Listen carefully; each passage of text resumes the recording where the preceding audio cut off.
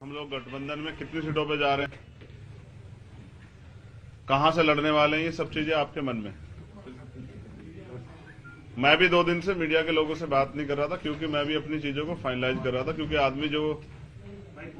जितना आदमी बड़ी बड़ी बातें करता है या कुछ भी कहता है, उन बातों पे उसका टिका रहना बहुत जरूरी होता है। तो मैं उतना ही बोलता हूं जितना मेरे अंदर हिम्मत होती है, उससे फालतू नहीं बोलता हूं। मैं समझता हूं कि 6 महीने पहले से हमने भी ये प्रयास किया था कि बहुजन समाज 85% बहुजन समाज इकट्ठा हो, जिसके लिए हमने अखिलेश जी पे भरोसा किया कि वो इस आंदोलन को आगे बढ़ाएंगे। और 6 महीने से लगातार हमारी मुलाकातें भी हुई, सकारात्मक बातें हुई। हमारे जो मुद्दे थे, क्योंकि आप जिसके साथ गठबंधन में जा रहे हैं, क्योंकि सरकार बनने के बाद वो तानाशाही हो जाता है, और पिछला कुछ इस तरह का कार्यकाल भी एक लंबा समय का रहा है। तो जो मुद्दे थे, जैसे प्रमोशन रिजर्वेशन का मामला, सामाजिक न्याय का मामला, बैकलॉग का मामला, सब पे बात हुई। मुस्लिम साथियों को भी उन्होंने 18-19% आरक्षण देने की बात की थी। सब चीजें बात होने के बावजूद मैं समझता हूं कि सब चीजें, क्योंकि घोषणा करना और उन पे खड़े रहना, मुझे जवाब देना है समाज को। 2 अप्रैल के मुकदमे सरकार ने लगाए, इस सरकार को रोकने का हमने तमाम तरह से प्रयास किया, और इसलिए से 2 दिन से मैं यहां हूं। 1 महीना 10 दिन से हमारी बातचीत चली और अंत तक पहुंची, क्योंकि पिछले 9 साल से लगातार हम बहुजन समाज के लोगों को इकट्ठा करने का काम कर रहे हैं। बड़ी मुश्किल से हम अपने लोगों के अंदर रीढ़ की हड्डी पैदा कर पाए। उनका विश्वास टूट गया था कि भाई वो आगे नहीं बढ़ पाएंगे, क्योंकि जब हमारे आंदोलन की विचारधारा बदली, जो पिछला आंदोलन था, तो तकलीफ हुई। अच्छा, इस विषय में ये भी याद दिला दूं कि आज बहन जी का जन्मदिन है, तो माननीय बहन जी को भी जो है जन्मदिन की हार्दिक बधाई। वो दीर्घायु हो, स्वस्थ रहें, और उनके लंबी उम्र की मैं कामना करता हूं तथागत बुद्ध से। भरपूर प्रयास किए गए, क्योंकि हमारे लोगों का एक भरोसा है। पिछली बार जो अखिलेश जी की सरकार में हुआ, उनको ये डर है कि अगर हमारा लीडर वहां नहीं होगा तो कल जो सरकार बन जाएगी हमारे लोगों के वोट से, तो मुझे नहीं लगता कि उनपे सारे मुद्दों पे बात हो पाए, क्योंकि जो उनकी पार्टी से शेड्यूल कास्ट के लीडर जीत के जाएंगे या नहीं भी जाएंगे, वो बेचारे अपने राष्ट्रीय अध्यक्ष के प्रति खिलाफ नहीं हो सकते। पूरी जिम्मेदारी से 2 दिन यहाँ रहने के बाद, सारी पार्टी कार्यकर्ता बात करने के बाद, सारी चीजों को छोड़ के हमने तय किया कि बीजेपी को रोकना है, किसी भी कीमत पर रोकना है। हम लोग बीजेपी को सत्ता में नहीं आने देंगे, क्योंकि मैं निर्दोष होते 16 महीने जेल में रहा, 100 से ज्यादा मुकदमे। आज भी आप देख लो कि प्रेस को नहीं करने दे रहे हैं। मुख्यमंत्री खुद प्रेस करते हैं, प्रधानमंत्री मास्क उतार के घूमते हैं सारे में। तो बीजेपी ने जो 69,000 शिक्षक भर्ती घोटाले के, इन सबको रोकने के लिए हमने एक कदम बढ़ाया। सकारात्मक रही सब चीजें, लेकिन अंत समय में मुझे लगा कि अखिलेश जी को दलितों की जरूरत नहीं है। वो इस गठबंधन में दलित नेताओं को, दलित लीडरशिप को नहीं चाहते। वो चाहते हैं कि उनको दलित वोट करें। लेकिन मेरा डर ये था कि अगर दलित उनको वोट कर देंगे तो कल जो उनके ऊपर एक आरोप पिछली सरकारों में रहा, क्योंकि मान्यवर काशीराम साहब को मैं नेता मानता हूं, उन्होंने भरोसा करके नेताजी को मुख्यमंत्री बनाया, फिर क्या हुआ आपके सामने। इसी डर को समाज के अंदर डर था। सारे बुद्धिजीवियों ने, हमने खुद में भी चर्चा की, सब लोगों ने कहा कि आप खुल के बात कीजिए कि कल ऐसा तो नहीं कि सरकार जाने के बाद, सरकार बनने के बाद जो है हम अपने विषय पे बात ही ना कर पाए, दलितों के साथ फिर वो शोषण हो, घर जलाए जाएं, उनकी जमीन कब्जाए जाए, उनको पीटा जाए, उनको सताया जाए, महिलाओं के रेप हो, हाथरस जैसे कांड हो। और 2 दिन में निराशा हुई कि 1 महीना 10 दिन के बाद उन्होंने कल अपमानित किया। ये दुखद है। अपमानित किया आपको? ये बहुजन समाज के लोगों का उन्होंने अपमान किया है। किसने सर? अखिलेश यादव ने। मुझे ये भरोसा था कि वो भी 85% बहुजन समाज के लोगों को इकट्ठा करने का प्रयास करेंगे, क्योंकि हम सब लोग भाजपा को रोकने का प्रयास कर रहे थे। मैं अंत समय तक यहाँ पीठ के दर्द के बाद भी 2 दिन से हूं कि किसी तरह से बात सकारात्मक हो जाए, लेकिन कल आने के बाद उन्होंने कहा था कि मैं शाम तक बताता हूं, उनका जवाब अभी तक नहीं है। तो मैं समझता हूं कि वो इस गठबंधन में दलित समाज के लोगों को नहीं चाहते, जबकि बड़े पैमाने पे हमारे साथी जो हैं, जो कार्यकर्ता, जिनकी वजह से आज चंद्रशेखर यहाँ बैठे हैं, बीमार में आजाद समाज पार्टी के, उनकी ये मन था कि वो बीजेपी को रोकने के लिए इस गठबंधन का हिस्सा बने। मैंने कल ट्वीट भी किया था, आप सब लोगों ने अपने मीडिया के माध्यम से चलाया, तो मैंने कहा था कि आप अगवा हैं, आपकी जिम्मेदारी है।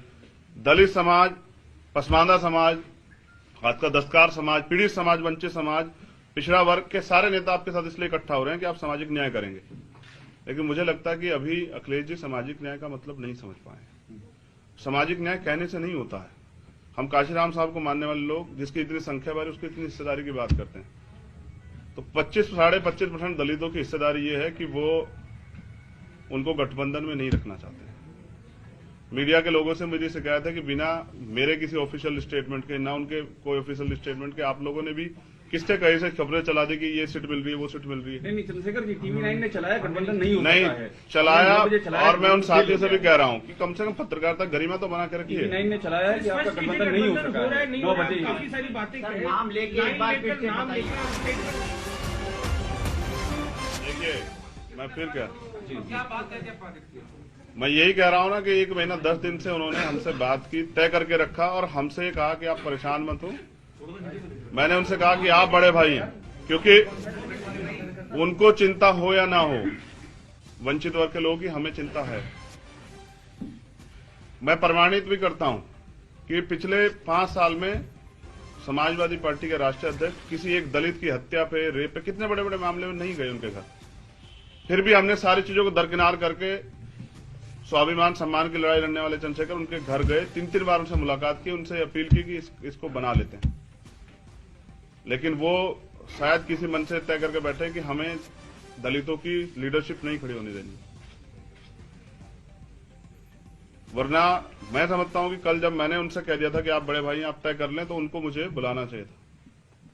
वो तो इसलिए रोज दलित वंचित आपकी क्या मांगे थी उनसे जिनको उन्होंने नहीं मांगा? सर स्पेसिफिक अभी भी नहीं हो रहा है नहीं हो रहा है, चल रही है प्रेस कॉन्फ्रेंस। मैं क्या कह रहा हूं? एक स्पेसिफिक लाइन क्लियर बिल्कुल की क्या हुआ है सर? नहीं हुआ ये है कि अखिलेश जी के ऊपर मैंने कल जिम्मेदारी छोड़ी थी वहां से आने के बाद कि आप तय कर लें कि आप हमें गठबंधन में चाहते हैं, क्योंकि बात सीटें और ये सब चीजें कई मायने रखती हैं। कल हम उनके लिए प्रयास करेंगे कि उनकी सरकार बन जाए, तो उसमें उनमें हमारे हितों की रक्षा होगी या नहीं होगी। कुछ मुद्दों पे वो, जैसे प्रमोशन में रिजर्वेशन का बिल फाड़ा गया, उन्होंने मना कर दिया कि वो इस पे नहीं करेंगे। तो हम दलितों और पिछड़ों के लिए चाहते थे कि भाई प्रमोशन रिजर्वेशन के बिल पे स्थिति साफ करें, बैकलॉग पे। कहने से नहीं होगा, आपको देना पड़ेगा जवाब, आपको नोट बना के देना पड़ेगा। हमारा यह था कि आपको कहनी पड़ेगी मजबूती से बात कि हम करेंगे।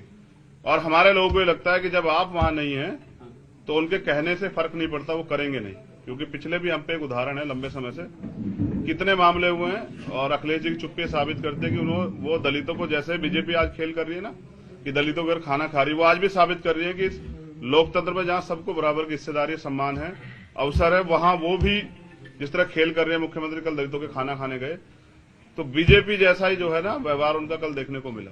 चंद्रशेखर भाई, एक सवाल आपसे ये है। चंद्रशेखर भाई देखिए, ये पहले तो ये क्लियर कर दें। एक सेकंड बस, एक छोटा सवाल ले लें। बस एक सेकंड। 2 दिन से आप इंतजार कर रहे हैं ना। मैं भी 2 दिन से, मुझे 9 साल हो गए हैं इस लड़ाई को लड़ते हुए। 9 साल से मैं इस लड़ाई को लड़ रहा हूं, और कभी भी दलित, पिछड़ों पे, आदिवासियों पे, पसमानदा पे, कभी उनके हितों की रक्षा की बात होती है, चाहे सीएनपी और एनआरसी का मामला हो। मैं पहला शख्स था जो जेल गया। नेता डर रहे थे कि मुसलमानों की लड़ाई लड़ेंगे तो यहाँ जो है दिक्कत आ जाएगी। मेरी चीजें ये है ना, जो आपने पिछले घोषणा पत्र थे, आपने तो उनको तो पूरा नहीं किया। इसलिए मैं उनसे चाहता था कि वो स्टेट अपना जो है ना वो फाइनलाइज करें, मजबूती से रखें, लेकिन वो नहीं चाहते हमारे मुद्दों बात करने। तो कहने से नहीं चलेगा, तो हमने तय किया है कि अभी हम समाजवादी पार्टी के साथ गठबंधन में नहीं जा रहे। अब हम, क्योंकि हमारे कार्यकर्ता जिन्होंने पिछले 6 साल से उत्तर प्रदेश में लड़ाई लड़ी है, घर घर जाके लोगों को तैयार किया है, बीजेपी के से हमने लाठियां खाई हैं, हमने मुकदमे झेले हैं। बीजेपी के खिलाफ जो है हम लोग लड़े हैं उत्तर प्रदेश में। सीएनपी और एनआरसी का मामला हो, चाहे वो 69 शिक्षक भर्ती का मामला हो, हम सड़कों पे लड़े हैं। तो मैं समझता हूं कि अपने लोगों के हितों की रक्षा हमें स्वयं करनी पड़ेगी। मैं 25% दलितों के स्वाभिमान की रक्षा करने के लिए हूं, उनको मैं अपमानित करने के लिए। मैं तो मान्यवर काशीराम साहब को नेता मानता हूं ना, उनको राष्ट्रपति बनाने का अवसर मिला, बीजेपी ने कहा बना देंगे, उन्होंने छोड़ दिया। मेरी लड़ाई विधायक एमपी बनने की नहीं, लड़ाई सामाजिक न्याय की है। मैंने कल उनके पाले में छोड़ी थी, उनका जवाब नहीं आया। मैं मानता हूं कि वो दलितों का नेतृत्व और दलितों की हितों के मुद्दों पे बात नहीं करना चाहते। मुझे भी उम्मीद है कि मेरे बाद हो सकता है वो स्टेटमेंट देके हम ये करेंगे, लेकिन हमने तो सबके देखे। प्रधानमंत्री जी भी कहते 2 करोड़ रोजगार देंगे, प्रधानमंत्री भी कहें कि जो है 15-15 लाख देंगे, ये करेंगे वो करेंगे, लेकिन देश बेच दिया।